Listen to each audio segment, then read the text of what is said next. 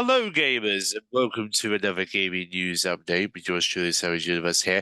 Now, of course, today is going to be a very exciting day for gamers, as you can imagine. Jeff Keighley's probably excited this morning, knowing that Summer Game Fest is happening this evening, and lo and behold, as you may have saw in my community section of my channel, you'll notice that I've just announced I am going to be one of the official co-streamers for the event on Twitch, and I'll be offering the Twitch drop, which obviously this Twitch drop, which is Ember from Warframe, is available as a Twitch drop.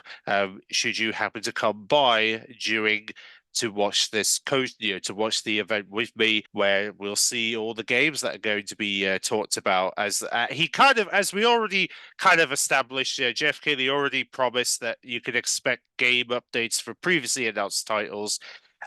Even though there's it definitely seems like there could very well be a couple of surprises along the way, which is very nice to hear that there might be some additional surprises that Jeff's keeping quiet about, which I'm sure will be very interesting to see what happens because it turns out it might not just be about game updates after all. Which we'll see we'll see how the show goes because I think there might be some surprises along the way, but nevertheless, if you want to come by my Twitch stream, I'll leave a link to my Twitch on the description if you want to come and watch the co-stream this evening and see what happens and what will transpire when Jeff takes stage. Because there's going to be a lot of developers, and a lot of game companies and publishers going to be attending.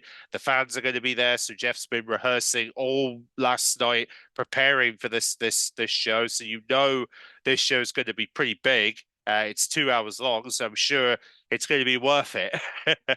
So we'll see how it all plays out. But anyway, I thought I'd mention that for those who want to come by my Twitch and check out the event with me tonight. And I will have I will have the reaction out on my channel tomorrow if you curious to see what was announced during Summer Game Fest. And of course there'll be a link to the YouTube broadcast as well if you're planning to watch it on YouTube, should you fancy doing so. Now, we need to obviously begin with the discussion because you'll probably now the first things first. There is a Summer Game Fest sale on PlayStation. As you can tell, PlayStation loves to support Summer Game Fest, so they've done pretty much a sale dedicated to the show on the PlayStation Store today, where they've got a bunch of games on offer for should you fancy taking advantage of the discount. It's sort of a mini sale in a way because I mean they're currently doing days of play as well, so they've got all those sales to think about. But they've decided to do like an extra Summer Game Fest sale for the weekend for those who want to take advantage of some discounts of games that and they're also going to have a section on the PlayStation Store talking about featuring pre-orders of some of the games that will be announced during the show are likely to be present on the PlayStation Store for people who fancy pre-ordering any games that they see on Summer Game Fest, and I'm sure Xbox will do the same following the show as well. Of course, we do have some. We're going to talk about Xbox news first before we continue with the PlayStation stuff because we did have some unfortunate news about Coloban. You may remember this game being announced in 2021 during the Xbox showcase back then. Turns out it's been internally delayed by Avalanche.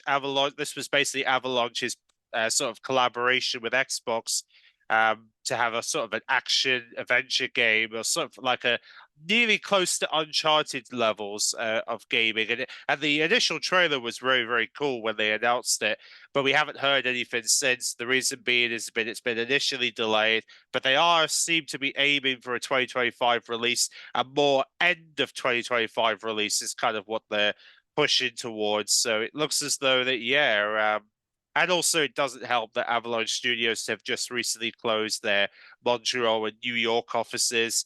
They lost about 50 people recently, so of course it's understandable why things have been delayed. It's because some of those studios have been shut down, or two of them have been shut down. So I like to be hopeful that maybe I don't know, maybe we'll get some news about Coloban this week. I like to be hopeful we're gonna see this game this weekend in some capacity because consider if they're aiming for 2025, they've got to at least start advertising it at some point, right? So I'm remaining hopeful we'll see something of this game, despite the fact that it's been delayed till pretty much end of 2025. I'm hoping some form of gameplay trailer is being planned for this game by the weekend. Hopefully it does. So fingers crossed we'll get something from Colaban this weekend from Microsoft. For sure. Hopefully. As well as that, Rare's Everwild, currently still in, well, luckily it's still in development. There's been a lot of conversations of whether this game is going to be coming to the Xbox Showcase this weekend or not.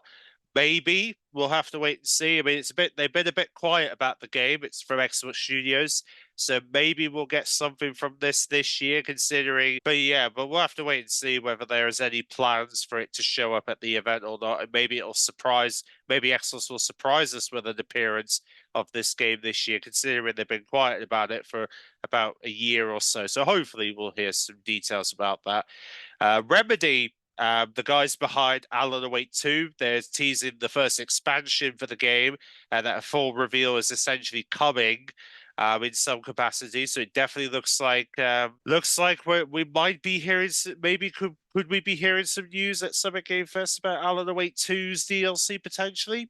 What do you reckon? What do you reckon is it going to happen? Do you reckon this DLC will be announced at some point by the weekend? Let me know in the conversation if you're curious about this potential for a first expansion for the Alan Wake 2 game, which I'm sure Alan Wake 2 fans, gamers who love this game, are going to be very pleased about the game getting its first expansion potentially sooner than we think. Who knows? But also, Halo Infinite's had a new update where they've added the handy tool or handy feature from Master Chief Collections, which is obviously the famous Halo guns being added to Halo Infinite as part of an update, which is pretty nice. There's also a new football game that's going to be in open beta this weekend called the UFL, going to be brand new to Xbox. It'll be having its open beta this weekend for any football gamers who fancy checking out this new title that's going to be competing with EA Sports FC and eFootball over the weekend for the open beta.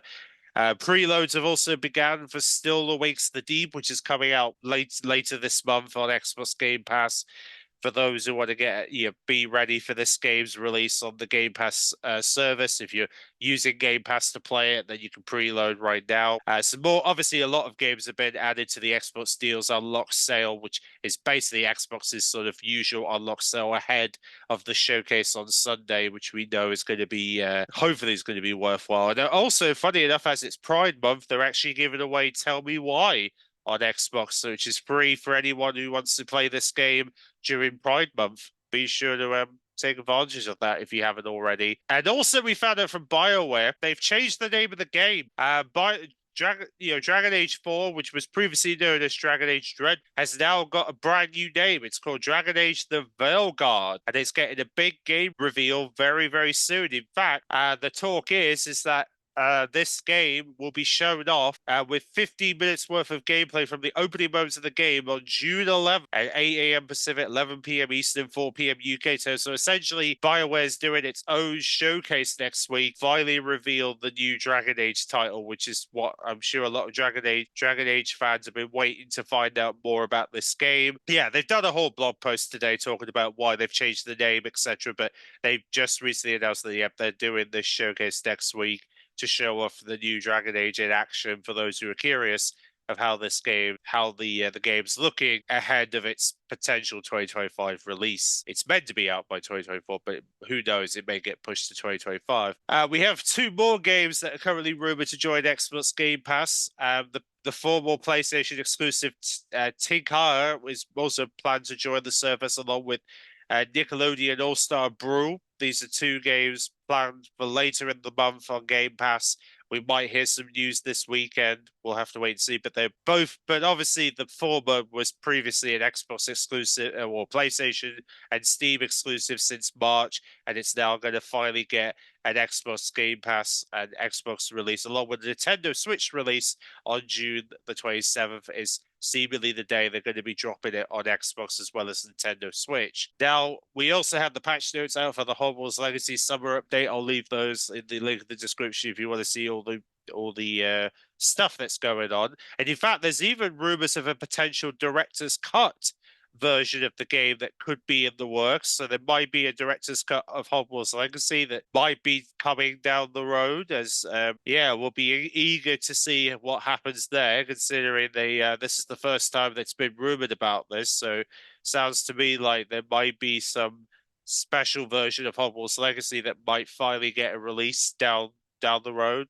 maybe later in the year, maybe next year. Who knows when they're likely to drop this one. Then we found out recently the whole Suicide Squad situation just keeps getting worse for Warner Brothers because they lost over $200 million of sales of this game, and that just shows how bad this game was for Warner Brothers games. Yeah, if this isn't an indication that they shouldn't be doing live service games, then I hope this is a wake up call for Warner Brothers, to be honest, because this should be a wake up call that yeah, they might want to try to avoid this area of gaming as much as possible, as this is not really helping their business in any way. But then we also found out, especially if you're in the UK, especially with Game, that they're going to be ending the Xbox All Access program. That'll be finishing on the 26th of June, which basically means that it's going to lose another distributor, which means the Xbox All Access is not going to be workable at Game going forward because they're pretty much because of the fact that yeah, they're just basically having a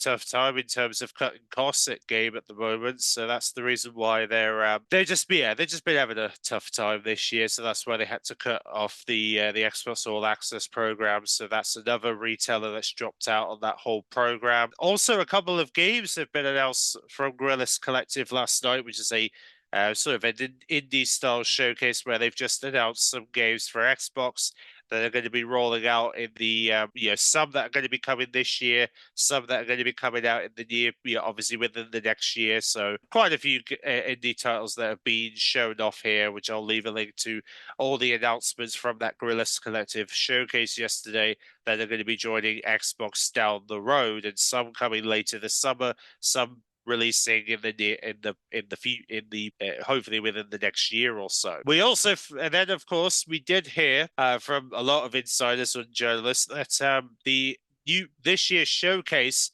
is rumored to have plenty of surprises this Sunday. Yeah, there's a an interesting quote that's come out from Gubs that mentioned, I'm not going to spoil anything, but the number I'm hearing is about 2 hours 30 games. At least a handful of those we've never heard of before. So yeah, apparently 30 games are set for the Xbox Game Showcase, and a couple of them are going to be surprises. It's going to be a 2 hour long show this year, so they've certainly been cramming to put a lot into this showcase this Sunday. So I have no doubt to believe Xbox are going to blow us away with whatever they're planning. There's probably a lot of craziness being planned. And in fact, the conversation with Xbox does continue because you do sort of get an idea of some of their plans for the later half of this year. It seems that we sort of got a little bit of a roadmap sort of revealed by The Verge that gave us a little taste of what we could expect from Xbox later this year. In particular, we've got Starfield's Shattered Space DLC that's apparently due for a September release. We have Age of Mythica Retold, also due for September. And then we have Call of Duty Black Ops 6 targeting that October release, which we've heard rumors about for weeks now, or for months now. Microsoft Flight Simulator and Avowed potentially planning for a November release, should they hope to aim for that. Indiana Jones game apparently not due till September this year, or December this year. They're looking to roll this out at the very end of the year, which is crazy. There's also potential for Towerborn potentially to come out this year. Maybe as an early access, potentially. We'll have to see how it goes, considering they've been teasing a potential release for this game this year to be happening, but they haven't really locked in the release date yet for that. Doom Dark Ages apparently due for a 2025 release with obviously a PS5 version in mind.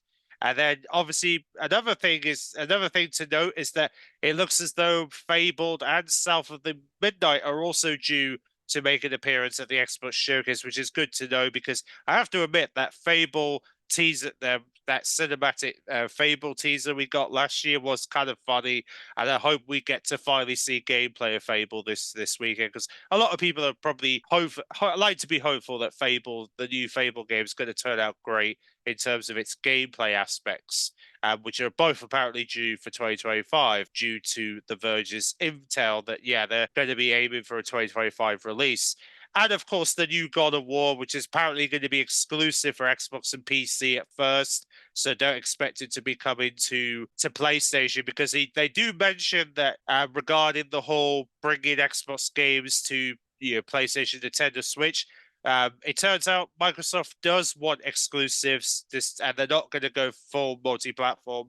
They're already just releasing some gradually to other platforms, but they want to still have Xbox exclusives as well, which is understandable why they would want to try and aim for that. Project Lantern, obviously, being the Gears of War game, and obviously about the whole bringing multi first-person games to PlayStation, Nintendo Switch. Some of them are still on the table for this. He mentions that obviously Starfield, Hellblade 2, Age of Empire 2, Definitive Edition, The Age of Mythology Retold, Doom, The Dark Ages, and there's even now rumors of a Halo Combat Evolved remaster that may finally get a PlayStation 5 release after all the years that ever since the fact that Xbox has been the only place you can play Halo. We could be seeing the first Halo game to come to PlayStation down the road, which is pretty crazy to me that we're going to be seeing Halo on PlayStation, which is something that I don't think many people thought would ever possibly happen, and it's now potentially being considered by Microsoft now, which is crazy. But yeah, the Halo, the very first Halo getting a potential remaster. It's and also the fact that it's early days of this remaster and the planned platforms are still being determined, so we don't really know. But obviously they do. Obviously the Verge does say don't expect Microsoft to announce this during the showcase because it's very early in development. But I'm sure we'll probably hear about more about this probably within the next year. We'll hear about this remaster because I mean they've been wanting to. It seems as though Microsoft really wants to remaster this for the Series X and S, which is understandable because it was a very successful game on the very first Xbox console, and they want to make it available for the newer modern hardware, which is I think would turn out as a treat. I think, and I hope we'll hear about it within the next year. But we'll have to see. We'll have to see how it all goes for this release. But either way, it's very exciting that Halo Combat Evolved could very well be getting a remaster and might be considering to join the PlayStation 5 release window, which is going to be pretty interesting. We also had 4 new games coming to Game Pass. 2 of them have already dropped, which is Octopath Travel and Octopath Travel 2. Both have already shadow dropped to Game Pass, but other games that are going to be coming are Deep Presentation for PC, which is coming out on the 12th of June.